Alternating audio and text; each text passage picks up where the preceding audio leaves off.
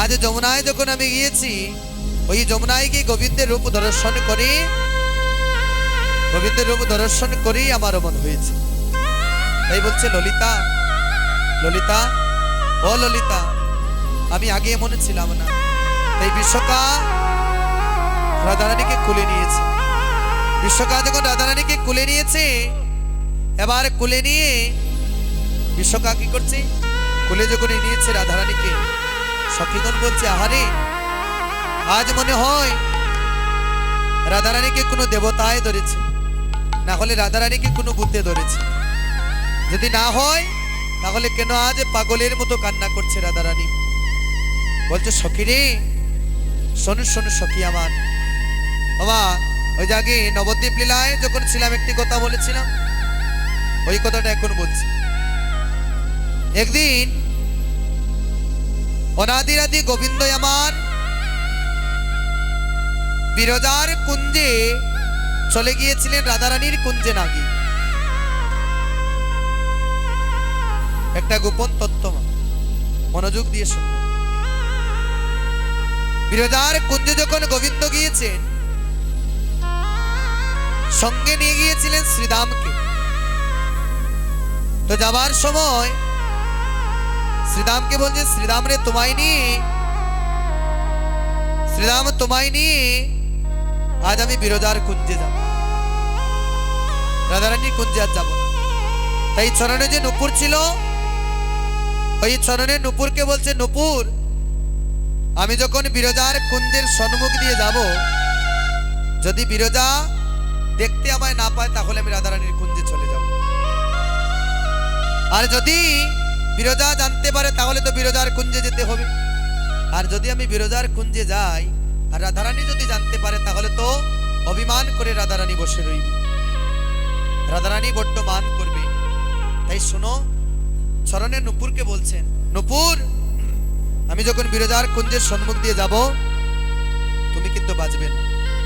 নুপুর বলছে, হে গোবিন্দ, আমি বাজবো না। নুপুর ভাবছে, গোবিন্দ, তুমি তোমার ভক্তকে ফাঁকি দেবে, তোমাকে আমি ওই ফাঁকি দিতে দেব না। যে ভক্ত তোমার চরণে পাবার জন্য তো আকাঙ্ক্ষায় বসে আছে, তাকে তুমি ফাঁকি দিয়ে যাবে, তাও আমার জন্য দিবে, আমি মানব না। বলছে গোবিন্দ, হে আমি এখন বাজবো না। নুপুর বলছে, গোবিন্দ, আমি এখন ঠিক বাজবো না, কিন্তু সময় মতো ঠিকই বেজে যাব। তাই গোবিন্দ হাঁটছেন।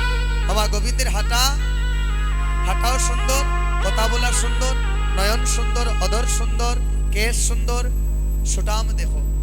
তাই হাঁটছেন যখন গোবিন্দ, নুপুর বাজছে না, হাঁটছেন, নুপুর বাজছে না। যেই মাত্র বিরজার কুঞ্জের সম্মুখে গিয়েছে, নুপুর এমনি করে রুনুর জুনুর শব্দে বেজে উঠেছে। যেই মাত্র মা নুপুর বেজে উঠেছে, নুপুরের ধ্বনি হয়েছে, এবার বিরজা আসে চরণ আঁকড়ে ধরেছে, গোবিন্দ, আজ তো তোমায় যেতে দেব না। তোমার চরণে যখন আজ পেয়েছি, তোমার চরণ আজ আমি ছাড়বো না। এবার শ্রীদামকে বললেন, শ্রীদাম, গোবিন্দের মনে ভয়ও কিন্তু আছে, যদি রাধারানী এসে যায়, রাধারানী যদি জানতে পারে বিরজার কুঞ্জে গিয়েছে, রাধারানী কি করবে? মান করে বসে রইবে। ওই কথা যখন বলছেন, শ্রীদামকে দাড়ি করে রেখে দিয়েছে। দাড়ি করে যখন রেখে দিয়েছেন, বলছেন, শ্রীদাম, আমি যতক্ষণ বিরজার কুঞ্জে থাকবো, ওই কুঞ্জের ভেতরে রাধারানী কেন, কেহ আসলে তুমি কুঞ্জের ভেতরে প্রবেশ করতে দেবে। শ্রীদাম বলছে, তাহলে বেশ, আমি কাউকে কুঞ্জের ভেতরে প্রবেশ করতে দেব না। এবার কুঞ্জের ভেতরে গোবিন্দ প্রবেশ করেছেন। বিরজার কুঞ্জে বিরজা গোবিন্দের চরণ পেয়েছে, চরণ সেবা করছে গোবিন্দের। বাবা, কৃষ্ণের হচ্ছে 16,100 গোপিনী। এত এত গোপিনী, তারা পূর্বজন্মে গোবিন্দের চরণ পাবার জন্য প্রার্থনা করেছিল গোবিন্দের কাছে, যাতে প্রতিরূপে গোবিন্দকে পায়।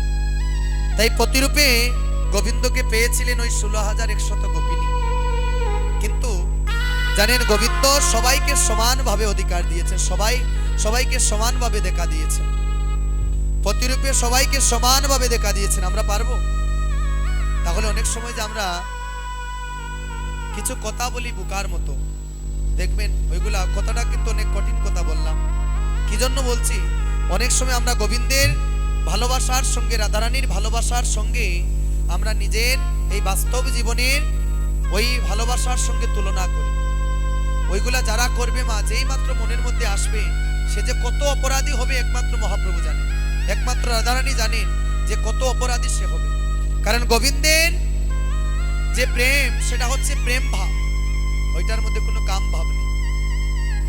এবার যখন বিরজার কুঞ্জে প্রবেশ করেছেন, গোবিন্দের চরণ সেবা করছে বিরজা। এবার নারদ মুনি যখন জানতে পারলেন, নারদ তো সবসময় ঝগড়া লাগিয়ে থাকে, নারদ মুনি যখন জেনেছেন, নারদ মুনি গিয়ে রাধারানীকে বলছে, ওরো রাধে রাধুনি গো, আজকে তোমার রাধারানী তোমার কুঞ্জে আজ গোবিন্দ আসবে। আজ গোবিন্দ চলে গিয়েছে বিরজার কুঞ্জে। রাধারানী বললে, কি বললে নারদ, সত্যি? বলে, হ্যাঁ, তোমার যদি বিশ্বাস না হয় তুমি চলে যাও বিরজার কুঞ্জে।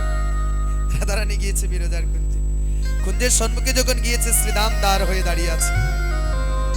শ্রীদামকে রাধারানী বলছে, ও শ্রীদাম, ওই কুঞ্জের ভেতরে কি আমার গোবিন্দ আছে? শ্রীদাম কোনো কথা বলছে না। শ্রীদামও ভয় পেয়ে গিয়েছে, আজ রাধারানী না জানি কোন দশা ঘটাবে। তাই বলছে, তুমি আমার সেই দ্বারটা ছেড়ে দাও, আমি ভেতরে প্রবেশ করব। শ্রীদাম বলছে, না গো রাধে, আজ তুমি ওই কুঞ্জের ভেতরে প্রবেশ করতে পারবে না, তোমায় কুঞ্জের ভেতরে যেতে আমি দেব না, তোমায় যেতে দেব না রাধে। ওই দেখুন, ওই জায়গার মধ্যে অনেক তথ্য পাবেন, মনোযোগ দিয়ে শুনে। এতক্ষণ তো আনন্দ করেছে, আরো আনন্দ করুন, কিন্তু অভিসারের যদি মূল জিনিসটা যদি না জানেন, তাহলে বৃথা হয়ে যাবে অভিসার শোনা। এবার যখন কুঞ্জের ভেতরে শ্রীদাম প্রবেশ করতে দিচ্ছে না, শ্রীদামকে রাধারানী অভিশাপ দিচ্ছে, শ্রীদাম, তুমি যে আমাকে কুঞ্জের ভেতরে প্রবেশ করতে দিচ্ছ না, এমন দৈত্যের মতো আমার সঙ্গে আচরণ করছো। রাধারানী পাগলের মতো হয়ে গিয়েছে, দৈত্যের মতো যে আচরণ করছো, আমি তোমাকে অভিশাপ দিচ্ছি শ্রীদাম, এই জগতে যেন তোমার দৈত্যকুলে জন্ম হয়ে যায়। রাধারানীর অভিশাপে শ্রীদামের দৈত্যকুলে জন্ম হয়েছে শঙ্খচূড় দৈত্য হয়ে। শঙ্খচূড় দৈত্যের স্ত্রী হচ্ছেন তুলসী, তুলসীর স্বামী হচ্ছেন শঙ্খচূড় দৈত্য। এবার শ্রীদাম বলছে, ও রাধে, এখানে শ্রীদামের কোনো দোষ আছে নি? কোনো দোষ নাই, গোবিন্দ রেখেছেন বলে তিনি দাঁড়িয়ে আছেন। তাই শ্রীদাম বলছে, রাধে গো, তুমি তো আমাকে বিনা কারণে অভিশাপ দিয়েছ, আমি গোবিন্দের কথা রাখতে গিয়ে তোমার অভিশাপে অভিশপ্ত আমি হয়েছি। তাই আমিও যদি শ্রীদাম হয়ে থাকি, রাধারানী তোমায় অভিশাপ দিচ্ছি আমি, তুমি 100 বৎসর কৃষ্ণ হারা হয়ে থাকবে। কৃষ্ণ যখন দ্বারকার রাজা ছিলেন, দ্বারকার রাজা যখন ছিলেন দ্বারকার রাজা, তখন রাধারানী 100 বৎসর কৃষ্ণ হারা ছিলেন, এই যে শ্রীদামের অভিশাপে। এবার বিরজা জানতে পারলেন, গোবিন্দ রাধারানীর কথা শুনি গোবিন্দ ভয়ে কাঁপছেন, আহারে যদি রাধারানী এখানে এসে যায়। তাই বিরজাকে বলছে, ন বিরজা, তুমি আজ আমার চরণ পাবার জন্য, আজ আমার চরণ তুমি পেয়েছ, এখন তুমি আমাকে ওই বিপদের হাত থেকে রক্ষা করো। ও বিরজা, তোমায় বলছি বিরজা, তুমি নদী হয়ে যাও। বিরজাকে গোবিন্দ বলছেন, বিরজা তুমি নদী হয়ে যাও। বিরজা কেঁদে কেঁদে গোবিন্দকে বলছে, গোবিন্দ, আমি যদি নদী হয়ে যাই, কত সাধু করে তোমার চরণ আজ পেয়েছি, আমি যদি নদী হয়ে যাই গোবিন্দ, তাহলে কি তোমার চরণ ছাড়া হয়ে যাব, আমি বঞ্চিত হয়ে যাব। এই কথা যখন বলছেন, গোবিন্দ বলছেন, বিরজা তুমি চিন্তা করো না, তুমি যদি নদী হয়ে যাও বিরজা, আমি কথা দিলাম আমি সর্প হব, আর আমি সর্প হয়ে তোমার ওই নদীর জলের মধ্যে আমি যখন চরাচর করব, তখন তুমি আমার চরণ যুগল পেয়ে যাবে। আর তোমার সঙ্গে ওই নদীর জলে যখন আমি ভাসবো, ওই বিরজা নদীর জলে যখন ভাসবো, তোমার সঙ্গে আমার মিলন হয়ে যাবে।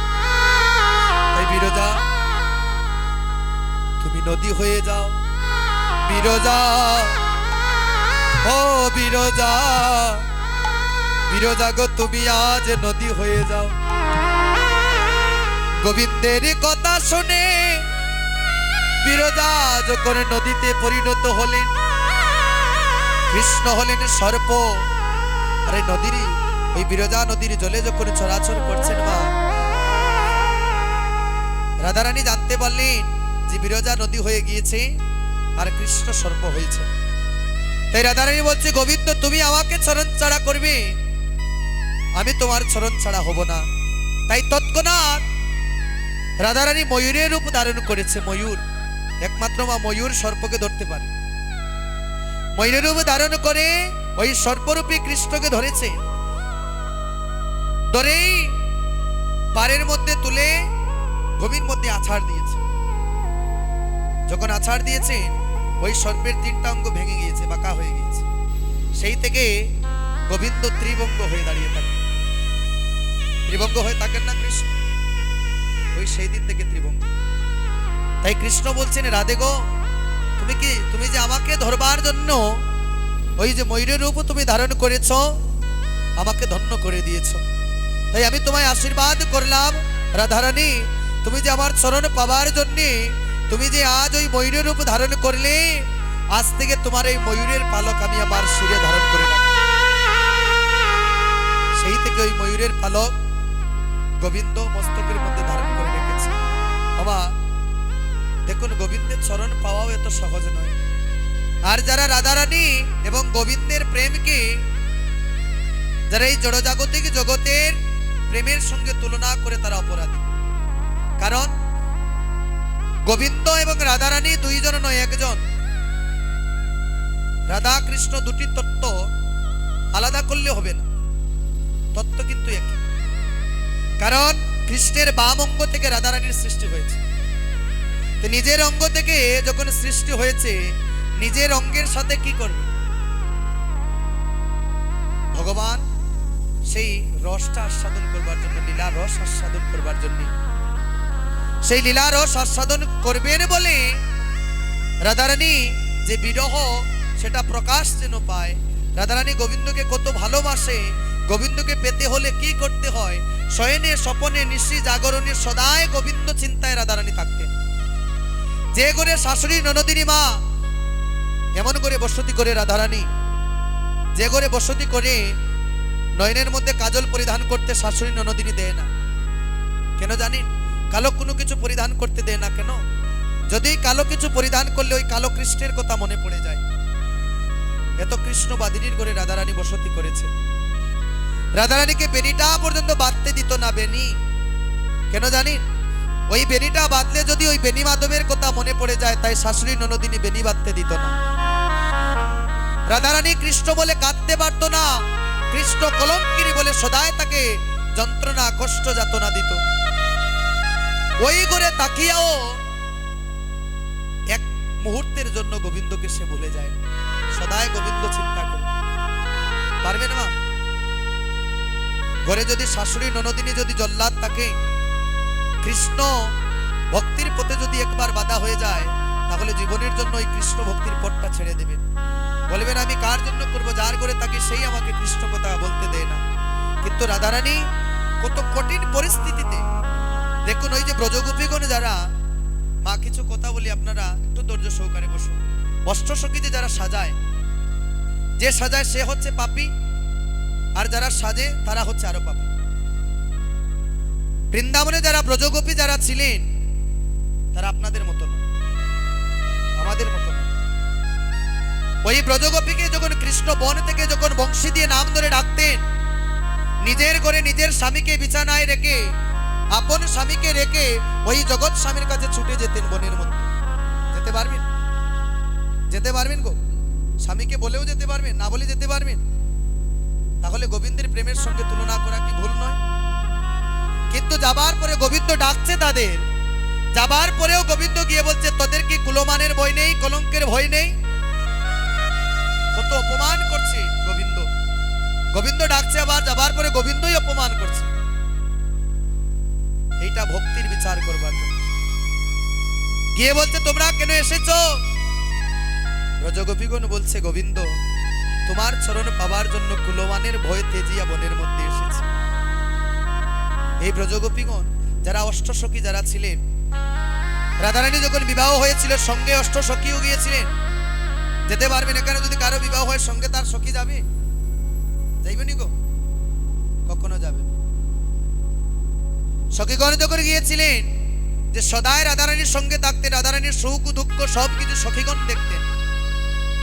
ওই অষ্ট সখীগণ বৃন্দাবনে রাধা গোবিন্দের যুগল রূপ মধ্যখানে গোবিন্দকে রাধারানীকে রেখে ওইখানে বৃন্দাবনে অভিসারে মিলন হয়েছে।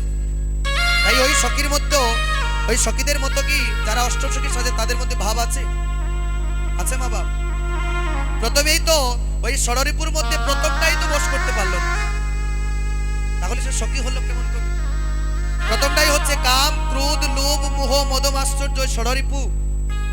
এই ছয়টা রিপুর মধ্যে প্রথমটাই বশ হলো না। যে প্রথমটার জন্য এই জড়জাগতিক জগতের মানুষ উন্মাদ, সেই প্রথম ওই রিপুটাই বশ করতে পারল না, সে কেমন করে সে অষ্টসখী সাজে? এই লীলাটা হচ্ছে মা শরণের বিষয়। এখানে বসে যারা অনেকে দেখবে, আমরা অনেক সময় লীলা যখন আস্বাদন করি, শুনি, কর্ণ দিয়ে শুনি, কিন্তু মন থাকে গোবিন্দের চিত্রপটের দিকে। যে মনে হয় গোবিন্দ এমন ভাবে দাঁড়িয়েছে, মনে হয় রাধারানী এমন ভাবে গিয়েছিলেন। ওই যখন বসে মা এক ধ্যানে যখন আস্বাদন করবেন, আপনার জীবনে অভিসার শোনাটা সার্থক হয়ে যাবে। সখীগণ যখন গিয়েছে কুঞ্জে, মনের আনন্দে সবাই কুঞ্জে গিয়েছে। আবার ভোর হবার পূর্বে, সূর্য উদয় হবার পূর্বে আবার নিজ নিজ গৃহে চলে এসেছে, নিজ নিজ কর্ম করছে। এগুলা কেউ পারবে না। কোনোদিনই যদি কোনো কীর্তনিয়া এসে যদি আপনাদেরকে বলে যে অষ্টসখী সাজবার জন্য, আপনারা সাজবেন। প্রয়োজনে আসরে আনন্দ করবেন, নৃত্য করবেন, আনন্দ করবেন, গোবিন্দের জন্য দোলায় গোড়াগড়ি দেবেন, কোনো অসুবিধা নেই, কিন্তু কখনো অষ্টসখী সাজবেন। ওই সাজাটাই হচ্ছে অপরাধ। দেখতে সুন্দর লাগে, দেখতে সুন্দর লাগে যখন তারা সেজে আসে, নৃত্য করে, ওইগুলা দেখতে সুন্দর লাগে, আমাদের সবারও সুন্দর লাগে, আমাদেরও ভালো লাগে, কিন্তু এটা হচ্ছে অপরাধ। যখন অভিসারে মিলন হবে, পুষ্প কখনো ছিটিয়ে দিবেন না। এই যে ফুলের মালা, এইটা গোবিন্দ চরণে লাগবার জন্য, গোবিন্দ চরণে এটা নিবেদন হবে, আমার মতো পাপীর চরণে লাগবার জন্য এই ফুলের তৈরি হয়নি। তাই এই জন্য শাস্ত্রে বলছে, বিচার করিয়া ভজে তারে কৃষ্ণ নাহিতে যে আর সব মরেও কারণ। এই যে কীর্তন শ্রবণ করে অনেক স্বর্গেও যায়, আবার অনেক নরকেও যায়। তো বলবেন কেমন করি? তে রাধার কৃষ্ণ, ওই যে আগে বলেছি, রাধা কৃষ্ণের প্রেমকে যদি শুদ্ধ প্রেম না মনে করেন, তাহলে আপনি নরকপ্রেম। এই জন্য অভিসার শোনা সবার জন্য হয় না, অভিসার শোনা সবার ভাগ্যে হয় না, সবাইকে শোনাইতেও নেই। এই অভিসার হচ্ছে এত কঠিন, আমি কি বলবো, আমি তো অভিসারের অশব্দের অর্থও জানি না। এই অভিসার এত কঠিন শুনেছি সাধু মুখে, কিন্তু আমাদের শ্রীহট্টে যে অভিসার হয় সেটা হচ্ছে রূপ অভিসার। বেশিরভাগই রূপ কীর্তন পরিবেশন করা হয়। এই দেখুন, রূপের কথাই বলছি আমি, এতক্ষণ রূপের কথাই বলছি, অভিসারে এখনো যাইনি।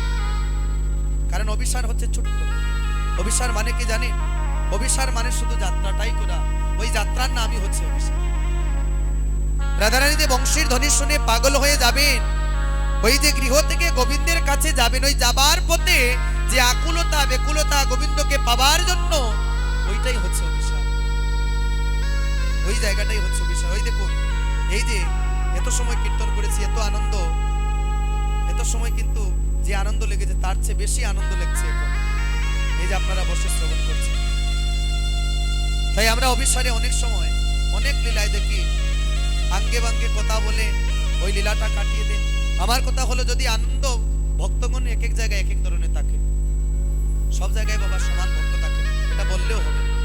সব জায়গায় কীর্তনও একই রকম হয় না, সব জায়গায় আনন্দও একই রকম হয় না, সব জায়গায় গোবিন্দের কৃপাও সমানভাবে হয় না। এই আসরে পঞ্চরঙ্গের ভক্ত থাকে, কেউ গান ভালোবাসেন, কেউ নৃত্য ভালোবাসেন, কেউ পদ ভালোবাসেন, কেউ কথা ভালোবাসেন, কেউ প্রেম ভালোবাসেন। এক একজন ভক্ত এক একটা জিনিস ভালোবাসেন। এই সবাইকে সব জিনিস দেওয়াও সম্ভব হয় না, সব জায়গায় দেওয়াও যায় না, আবার কোনো জায়গায় না চাইলেও আপনা আপনি হয়ে যায়। এটাই হচ্ছে রাধারানীর কৃপা। তো আমি আজ ভক্তিমতী মায়েরা যারা প্রথমে যারাই এসেছিলেন, আপনারাই আছেন, কেহ জানি হয়তো দুই একজন গিয়েছেন, সবাই যে রয়েছেন এখানে, রাধারানীর নিকটে আজ মন থেকে প্রাণ ভরে রাধারানীর নিকটে প্রার্থনা করি, আজ যারা এখানে অভিসার কীর্তন আস্বাদন করছে, আমার সকল মায়ের বোনের বাবাদের সবার যেন মনের বাসনাটা যেন রাধারানী পূর্ণ করে।